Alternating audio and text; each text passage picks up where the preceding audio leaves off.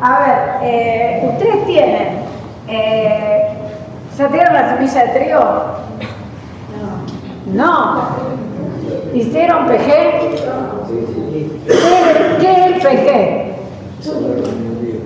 ¿Cómo, bajo qué condiciones? No, pero ¿cómo está este PG? ¿Cómo es? ¿Bajo qué condiciones? De laboratorio, o sea, son condiciones óptimas de temperatura y humedad.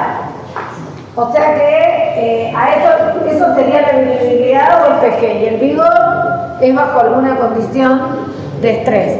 Por ejemplo, en trigo se hace emergencia de radícula o se hace un conteo de plantas a los 5 días para ver cómo está esa semilla. O sea, es cuando la sometemos a alguna condición de estrés, vemos el vigor. Lo mismo que para las hojas, se hace el cold test o el envejecimiento acelerado. Después tenemos la calidad sanitaria de la semilla, que es la carga fúngica, que eso lo hace. Muy bien, está bien, no lo hace. Y los aspectos secundarios: integridad, tamaño, humedad, color y pureza. Todo eso nos va a dar la calidad de nuestra semilla desde el punto de vista fisiológico y sanitario, que es muy importante para todos los cultivos. O sea, tengo distintos tipos de asociación de patógenos y semillas.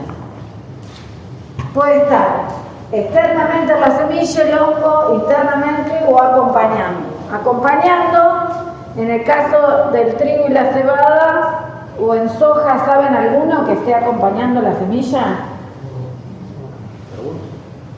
¿Carbón? ¿Es uno?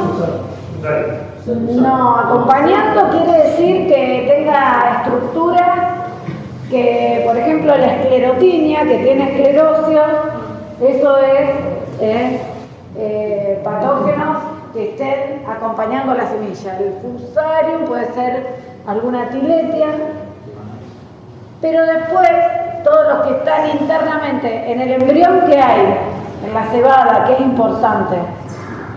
¿Qué se aloja en el embrión que no lo vemos nunca? Bueno, ahora lo vemos.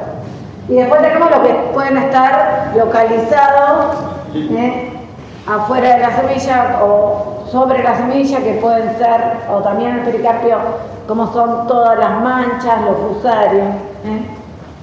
Entonces, ustedes si siembran semilla sana y contaminada y van al lote, la van a estar distribuyendo en el lote. ¿Está? ¿Qué enfermedades son las más importantes en trigo y cebada? Todas las que están en la semilla y en el rastrojo, pero no nos olvidemos de todo lo que tenemos en el suelo, como macrofomina, fusarium, pinium, rhizoctonia, son todos hongos habitantes del suelo. ¿Y qué pueden infectar? Trigo, ¿qué más? Cebada, ¿qué más? Soja, o sea, son polífagos, ¿está? Entonces siempre vamos a tener hongos habitantes del suelo. Después tenemos todo lo que está en el rastrojo, que ¿cuáles son? Para trigo y cebada. ¿Cuáles quedan en el rastrojo? Si ustedes hacen un trigo soja, mancha amarilla, mancha en red, septoria, ¿está? Y después tenemos todas esas, también está localizada en la semilla. Si llueve, o sea, hay una transmisión de semilla a plántula que no lo vamos a ver, y después tienen todo el salpicado por gota de lluvia. Y ese salpicado se da de hojas inferiores a superiores, llegando después a colonizar las glumas y los granos. Entonces, cuando cosechamos, también cosechamos semillas con patógenos. ¿Está? Y después que tenemos una enfermedad más que se da, es un daño directo, que hubo la campaña pasada. Fusarium, perfecto. Tienen fusarium, bipolar, estrellera, y ¿cuáles vemos en espiga que no vemos antes? También los carbones. ¿Está? Muy bien. Y después las que vienen de fuera del lote, que ya no podemos hacer nada. Todo lo que hablamos hasta ahora, ¿lo podemos controlar en nuestro lote? Sí. ¿Y cuáles no podemos controlar? Las rollas. Porque el inóculo siempre es externo. ¿Está?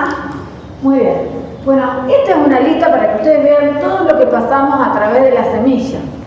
Pasamos todas las manchas foliares, los carbones, las manchas foliares de origen bacteriano y de origen fúngico. Hay muchas que se comparten con cebada. Bueno, los carbones, estas son todas las de cebada, mancha en red, escaldadura, ramularia. Y hay una que no tenemos acá, pero está nombrada, que es la piricularia, que es una enfermedad que causa severas epidemias en Brasil. La campaña pasada se detectó en Uruguay y hay algunas detecciones, bueno, también hay en Paraguay, pero hay algunas detecciones de la campaña pasada en Uruguay. De eso a que esté acá puede pasar mucho o poco tiempo, pero eso va a depender de la detección temprana, del tratamiento de semilla. Entonces, bueno, siempre hay cosas nuevas, pero esta que es piricularia, tenemos que estar atentos. Bueno, y fíjense, dentro del complejo de manchas foliares, todas estas son las que infectan trigo, del lado izquierdo, y del lado derecho, todas las que infectan cebada. Todas están en semilla de trigo y cebada, y tenemos algunas que se comparten, como son bipolares y dreslera, forma especial maculata, que es la mancha en red tipo spot, y acá falta Parastagonophora nodorum, que también se comparte en trigo y cebada. Así que bueno, si tienen antecesor cebada y van a hacer trigo, piensen que hay muchas manchas que van a ser compartidas. Eso es importante ¿para qué? Para tomar decisiones de qué? De prevención, de manejo. ¿Desde dónde lo harían? De semilla y de dónde más. Desde la nutrición, desde los nutrientes, desde que también las manchas, cuando un trigo o una cebada está bien fertilizado, el efecto de mancha se diluye, tiende a crecer más rápido la planta que la mancha, a crecer en altura. Bueno, todas esas cositas las tenemos que tener. Y después tenemos todo lo que son cultivos de cobertura, como puentes verdes y marrones. Por ejemplo, esta campaña, si tenemos un triticale, a diferencia que me pongo acá porque te juro que no lo veo. Me imagino ustedes menos, pero bueno, centeno y triticales son hospedantes de roya amarilla en trigo, por ejemplo. Además, un montón de patógenos del suelo y manchas foliares. Pero ¿qué tenemos de esta campaña como características? No estamos teniendo un otoño frío. Entonces, ¿qué podemos tener hoy? Más patógenos, pero más rollas en puentes verdes. O sea que podría ser una campaña donde las rollas aparezcan más temprano. Eso hay que tenerlo siempre en cuenta. ¿Cómo es les hablé de que hay una transmisión de lo que hay en semilla a plástula? La transmisión se da la emergencia de coleóptile externamente infectada por el crecimiento de la hifa proveniente del pericarpio, y la primera y la segunda hoja pueden ser infectadas. O sea, ¿qué pasa si yo siembro una semilla con patógeno? ¿Cuándo me va a aparecer la enfermedad? Más temprano en el ciclo del cultivo. Vale para maíz, trigo, soja, garbanzo, todo lo que quieran. Vamos. Y después también hay muchos datos que nos indican la eficiencia de transmisión de esos patógenos, pero esa eficiencia de transmisión va a estar dada por la carga fúngica de la semilla, por el comportamiento de la variedad, por el ambiente al momento de la implantación y por el tratamiento de semilla que nosotros estemos usando. O sea, siempre va a depender del triángulo de la enfermedad. ¿Qué podemos hacer nosotros para detectar todos estos patógenos? Bueno, primero un análisis de pH, pero después podemos identificarlo a través de un blotter test. El carbón tenemos que pedir un análisis especial porque hay que teñir embriones, tanto en trigo como en cebada. Y después para receptoria nodorna hay que hacer una metodología especial con un medio cultivo que por fluorescencia vemos siempre.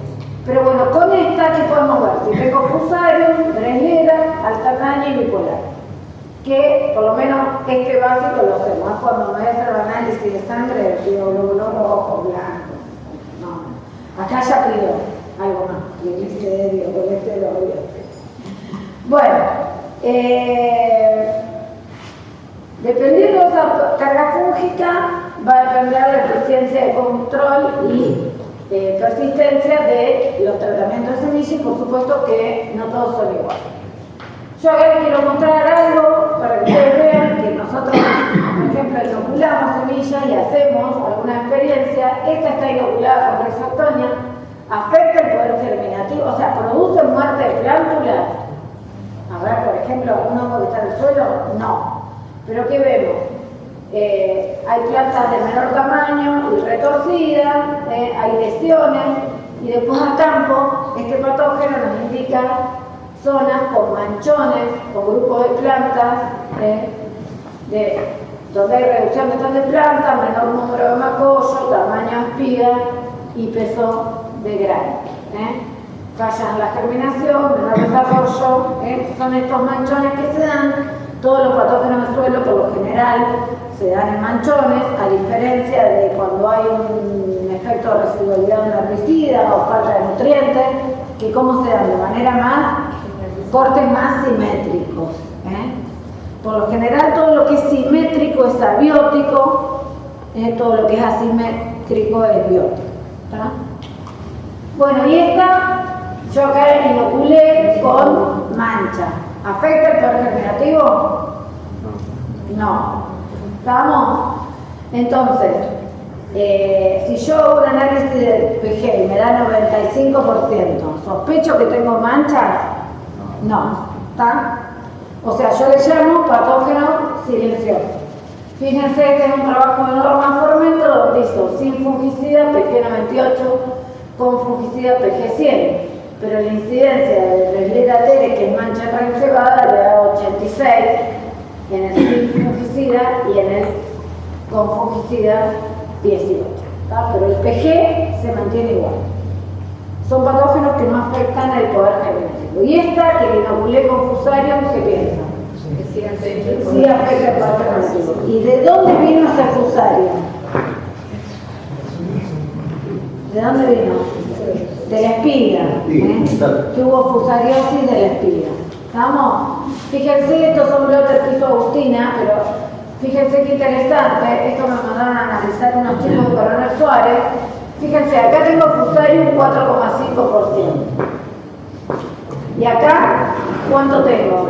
29,5%. O sea que este PG, ¿cuánto me tendría que dar? Más o menos. 70. Entonces acá sí. Pero esto, por suerte, tenemos soluciones. Hay respuesta al tratamiento de semilla. Pero bueno, es importante saberlo. Fíjense acá, 44. Estos son lotes que tenían riego, pero esto pasó mucho la campaña pasada, porque cuando empezó a llover, a partir del llenado de grano, de figazón.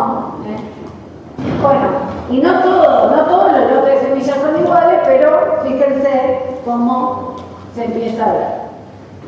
Bueno, y para carbón también tenemos que las mezclas con carbozamidas son las que mejor funcionan en ensayos que hacemos, pero para todos estos tratamientos de semillas, siempre que pienso que otra la mejor molécula, después vamos a ver cuáles, si son biológicos o no, pero la calidad de curado es re importante y analizar el carbón antes de la siembra es fundamental. Porque quizás estoy yendo por alguna opción que no me está cubriendo carbón y cuando lo veo, ya sabe. ¿Estamos? Bueno, después tengo otros tratamientos de semilla donde también puedo bajar el inóculo de manchas, por ejemplo donde puedo bajar el inóculo con uso también de carbozamidas o algunas moléculas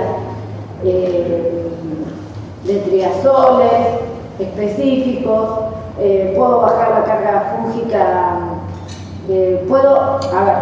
puedo bajar cargas fúngicas si lo tengo en semilla. Y si no, también lo que puedo hacer es que la enfermedad aparezca más tarde en el ciclo del cultivo, porque hay algunos tratamientos de semillas que son sistémicos. Y lo mismo para roya. ¿Cuándo le parece que sería más importante hacer tratamientos de semilla más específicos para royas? ¿En fecha de siembras tempranas o tardías? ¿Cuándo ven la roya, el trigo? ¿Cuándo aparece? ¿Si siembro en junio o julio? En julio. La tardía, ¿no? ¿Por qué? Porque ya tenemos todo el trigo sembrado temprano y la tardía, si voy con qué, con una variedad susceptible o cerca de qué, un cultivo de cobertura, que tenga ya roya o demás, también ahí es una herramienta interesante. Bueno, nosotros lo tenemos probado que funcionan bien, nosotros lo hacemos en fecha de siembra tardía, todos estos experimentos, para poder tener presión de luz. Y bueno, y lo mismo para roya de la hoja, lo hemos hecho con fecha de siembra a fines de agosto, por ejemplo, donde podemos ver la persistencia de la miel. Entonces, voy muy rápido, ¿me quieren preguntar algo de lo que ya pasé? Sí. Así como la nutrición ayuda, digamos, sí, en la planta, digamos, el tema de enfermedades. Si yo hago un baño de semilla con nutrición, con zinc en este caso, sí, también me podría ayudar a, obviamente, no a controlar el patógeno, pero ayudar a esa enfermedad. Sí, plantas más saludables. Yo le escuchaba a Romy recién que decía más nitrógeno, menos afectado por el aire. Y, por ejemplo, yo lo paso al caso del virus del mosaico, ¿no? Que en Brasil se usa mucho la fertilización nitrogenada como una metodología de defensa frente al virus del mosaico. O sea, plantas más saludables, con mejor nutrición, por supuesto van a defenderse mucho mejor del ataque del patógeno. Bueno, entonces, ¿para qué usamos los tratamientos de semilla? Erradicamos los hongos que estén presentes en la semilla. Protegemos a la semilla y plántula de los hongos que están en el suelo. Mejoramos la implantación del cultivo y tenemos una emergencia más uniforme. Y protegemos el cultivo de infecciones tempranas. ¿Estamos? Y vamos a ver, dentro de los tratamientos de semillas, vieron que tenemos muchas combinaciones y ahora cada vez más hasta insecticidas. ¿Qué plaga es importante en trigo? Gusano blanco. Muy bien. Y dentro de los fungicidas tenemos los sistémicos y los de contacto. ¿Estamos? ¿Y por qué hay hasta 3 fungicidas en un tratamiento de semilla? ¿Qué les parece? Son complementarios, hay complementariedad. Entonces, todo lo que es de contacto me va a cubrir lo que está alrededor de la semilla o sobre la semilla, y todo lo que es sistémico se produce un halo de protección que difunde al medio, es absorbido por las raíces y luego es traslocado a las hojas del cultivo. ¿Vamos? Pero acá yo les voy a mostrar un dibujito donde acá tenemos la semilla y acá hay hongos habitantes del suelo. Y acá, este es el halo de protección del tratamiento de semilla. Este hongo, por ejemplo, lo eliminé, ¿no? Pero después, si este es el halo de protección, las raíces salen de la zona de protección. ¿Qué estrategia hoy tenemos complementaria para todo esto?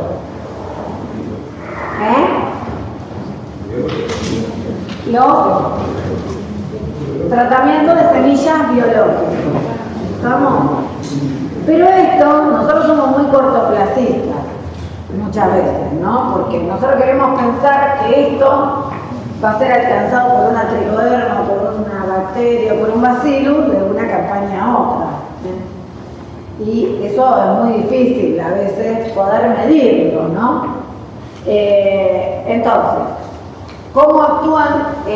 Por ejemplo, una tricoderma actúa por antibiosis, competencia, crecimiento, hiperparasitismo, dentro de lo que son tricodermas. Y después tenemos todos los que son combinados con bacterias, y ahí tenemos lo que ahora se habla mucho de lo que son biofilm bacterianos.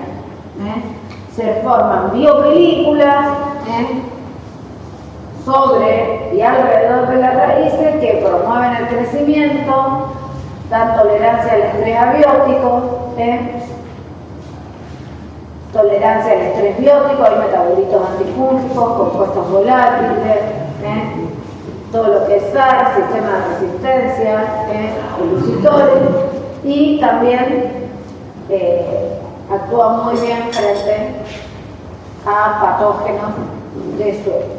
Entonces, a veces tenemos o tricoderma solo, que va a producir todo este tipo de antibiosis, competencia, crecimiento y hiperparasitismo, y todo lo que son biofilm bacterianos. Algunos vienen solos y algunos vienen en combinación.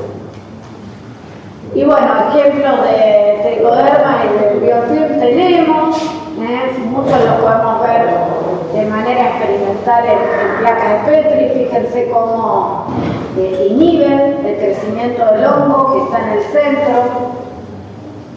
Acá tenemos uno químico y acá tenemos algunas bacterias. Y acá tenemos, por ejemplo, para risoptonia. Acá está el químico, acá está la tricoderma. Fíjense que no es el mismo mecanismo de acción. Acá compite con el hongo, va colonizando, y acá, en lo que es bacterias, inhibe el crecimiento. Bueno, esto compite.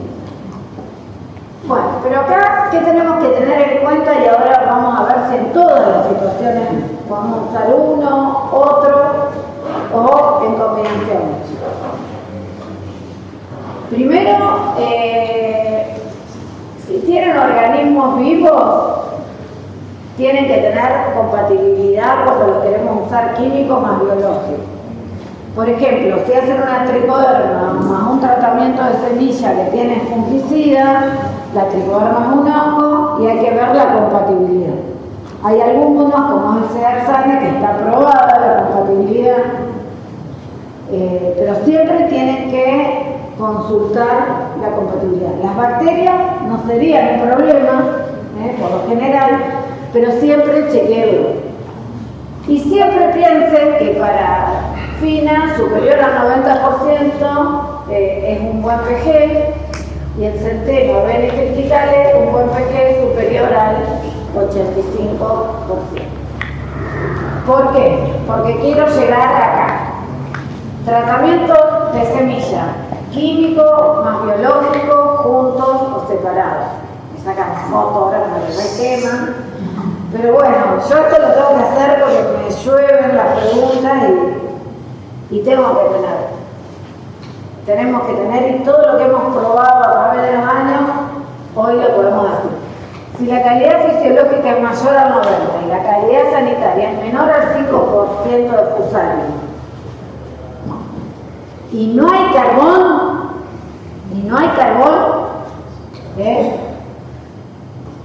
puedo usar,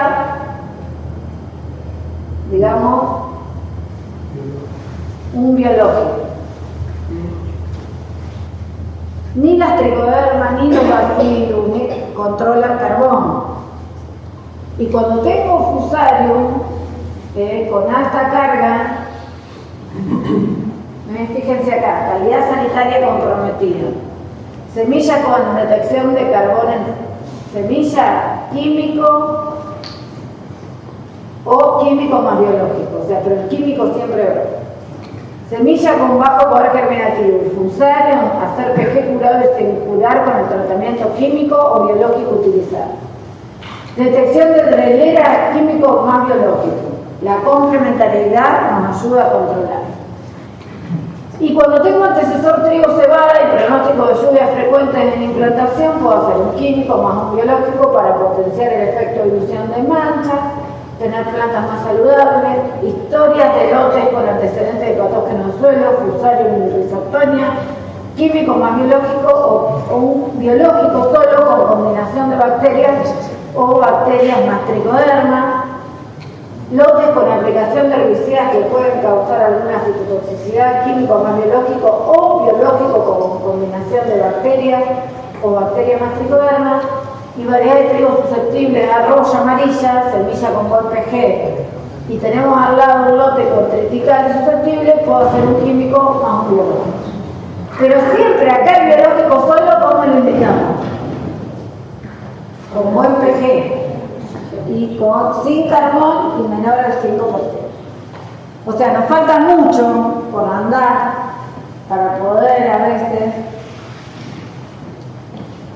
ir por un biológico solamente, ¿tá? Pero creo que vamos por el camino, que lo podemos hacer y que cada vez tenemos más certeza. Y en soja es muy parecido también. O sea, acá no es por matar a uno ni por matar a otro. Esto es posicionamiento. Y hacer análisis antes. Si los hacemos y estamos, vamos a hablar.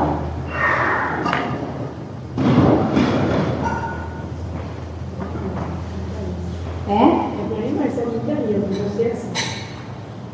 Bueno, pero el tema es cuando hacen cebada, hubo un problema importante de carbón y cuando hacía el tricoderma se le escapaba.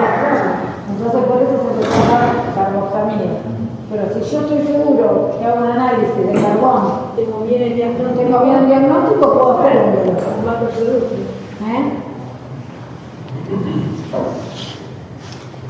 Bueno, entonces, ¿qué estamos haciendo con los tratamientos de semilla?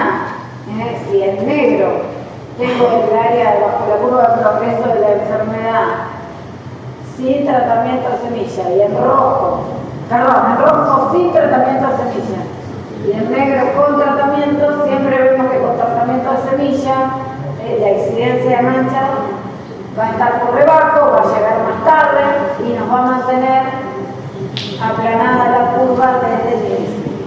Ese de aplanando la curva me quedó en la época del COVID. Pero bueno, esto es importante. Como resumen de lo que es tratamiento de semilla, tengo que los carbones no tenemos síntomas visuales si vemos la semilla a simple vista, que el poder germinativo no es afectado por carbón, porque lo que quiere la semilla con carbón es germinar para continuar su ciclo, no afecta el vigor, pero sí afecta el rendimiento. Fusarium, ¿cuál sería entonces el único que hoy, hasta hoy, porque nunca se sabe, nos está afectando el poder germinativo en trigo? Fusarium. ¿Estamos? Y las manchas foliares no afectan el poder germinativo ni el vigor, pero sí nos producen manchas foliares, nos afectan el rendimiento. Y bueno, después hay otras menores. Pero bueno, esos serían los más importantes. Entonces, antes de sembrar, ¿qué miramos? En semilla, PG, vigor, sanidad, patógenos habitantes del suelo, lote, antecesor, labranza, cercanía con cultivo, cobertura, variedad, perfil sanitario, y esto nos va a definir la estrategia de manejo de enfermedades de semilla y follaje. Díganme si todo esto no lo pueden hacer antes de la siembra. Fíjense todo lo que hay para hacer desde antes de la siembra. Y acá, como último slide, yo les muestro, después si quieren hacemos algunas preguntas, cómo este es el perfil sanitario, que este año muestro de Pablo Campos. Yo hice uno, pero no tuve, el año pasado no fue un año de rosa. Pero bueno, Pablo está en lista ordenado. ¿Es el de Pablo con todas las razas? Sí, de todo el país, digamos. Es cómo se comportaría quizás en una zona donde la presión fue muy alta. Yo ahora si quieren les muestro el pergamino, pero fíjense, la E620 fue susceptible no lo puso. Pero yo el año, o sea, uno debería susceptible a roya de la hoja y a roya amarilla. El año pasado le dimos algo de roya del tallo y es muy sembrado. Por ejemplo, este año que va a ser bastante catalpa, que es muy susceptible a roya amarilla y moderadamente susceptible a hoja de la hoja y del tallo. Pehuen está como moderadamente susceptible a roya de la hoja, que ya tuvo la campaña pasada, tuvo muchas manchas también la campaña pasada. Alerce también muy susceptible a roya amarilla. Aromo fue el que más tuvo la campaña pasada para nosotros, de roya amarilla, que no quiere decir que no lo van a sembrar, quiere decir que vamos a tener que planear una estrategia de monitoreo y de manejo. ¿Estamos? A ver qué otro más hay. Bueno, después están los de bus. Por ejemplo, hay algunos que no tienen problemas de rollas y sí tienen manchas. Entonces, por ejemplo, está acá, está Pretal. Hay algunos de ACA también con buen comportamiento frente a rollas, algunos de MS INTA, bueno, LG también. Y acá nosotros hicimos algunas evaluaciones la campaña pasada. Fíjense que hubo algunos como Hornero, Tordo, Alerce, Catalpa, Bagués, Aromo, que tuvieron más roya amarilla, esto es seguridad, roya de la hoja, estos dos y este fueron los que más tuvieron, pero esto lo pudimos medir muy hacia el final del ciclo del cultivo y algunos tuvieron roya alta. Y acá roya amarilla, mancha amarilla, nosotros medimos 9 es la altura máxima, es del 1 al 9 en la escala, es que llegó a hoja bandera, y 5 es un valor de severidad promedio en todo el año. Por ejemplo, acá 9,5, llegó a la altura máxima, pero era un 5%.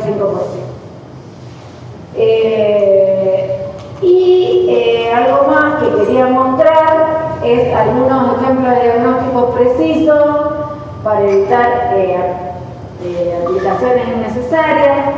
Esto fue lo que pasó mucho en Pehuen la campaña pasada, que tenía puntuaciones de color blanco, que estaban dadas más que nada por lo que es estrés oxidativo, donde había muerte celular y no encontrábamos presencia de patógenos. Sí había bacteriosis y muerte celular en algunas otras hojas. Acá los tejidos se rompían y se producían ese tipo de lesiones. Acá también, todo este tipo de lesiones acuosas, que eran bacterias. Se rompe por un factor. Por frío, por frío. Después, esta que era virus del mosaico. ¿Eso le pasado por acá? Sí. Sí. Este es el lote de Melopagia. Porque por acá lo único que sucede es el mundo, no puso virus. Yo no veo alguna tuvo experiencia. Se había pasado. Sí, había pasado hasta el 22, el 24. Sí. No fue como el año anterior, pero esto fue en Catalpa la campaña pasada. Y lo mandamos a analizar al IPAVE. Y por el INSA nos dio virus del mosaico. Sí. El 620. El 620. Bueno, y acá también en Araucaria algunas lesiones marrones, acá no se ve bien, que las mandamos a analizar y dieron positivas para pseudomonas. Ahora nosotros estamos haciendo bacterias con Viviana Decker en Pergamino también, y si no le mandamos todo a Vanina del IPAE, porque realmente aparecen. El año pasado con esos golpes de frío, bueno, había rotura de tejido y después ingresaban bacterias. Pero no está más asociado a cuando hay exceso hídrico de la pseudomonas, ¿o no? ¿O es? También puede ser, porque hubo más hacia Espigazón. Claro. Pero por lo general también acá hubo asociada a África. Ah. Y después nosotros teníamos algunos lotes bajo riego también. Y cuando empezó a llover, muchos nos consultaron por esta lesión abiótica en hoja bandera, que se dio mucho en Catalpa, que no es bacteria, sino que se hace como un efecto lupa, y era la hoja bandera y hoja bandera común. Nosotros lo vimos más asociado a los lugares donde teníamos los aspersores más cerca, pero también tuvimos varias consultas. No es ni mancha, ni seguramente se lo mandan a analizar de alguna bacteria, pero en realidad en Brasil está descrito como injuria de folia bandera y está asociado a lluvia y después días de calor. Eso fue post-noviembre. Exactamente, noviembre. La punta amarilla esa que se veía mucho, la bandera, también asociada a algo de bacterias. La manchada en punta de hoja puede estar asociado a bacterias o a algún gen de resistencia a roya dependiendo de la variedad. Leaf tip necrosis se llama.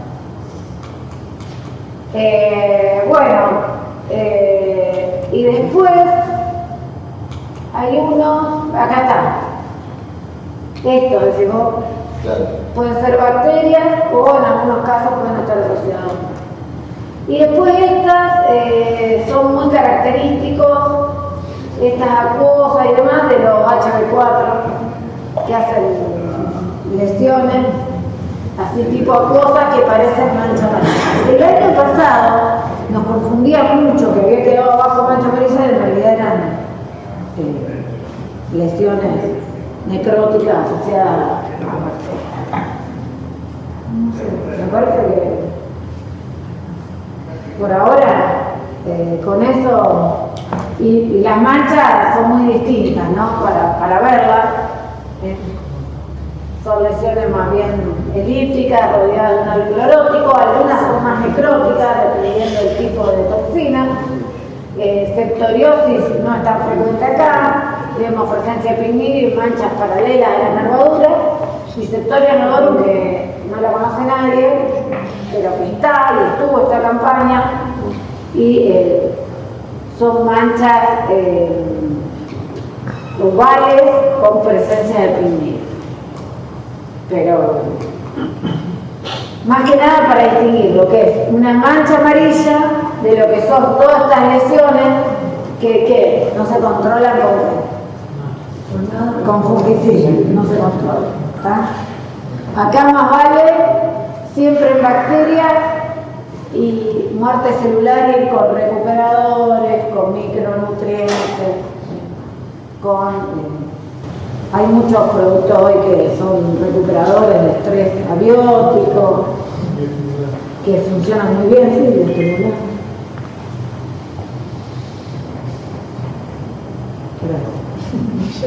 Las 12. No, yo soy media corta, así siempre, pero no sé si hay alguna pregunta.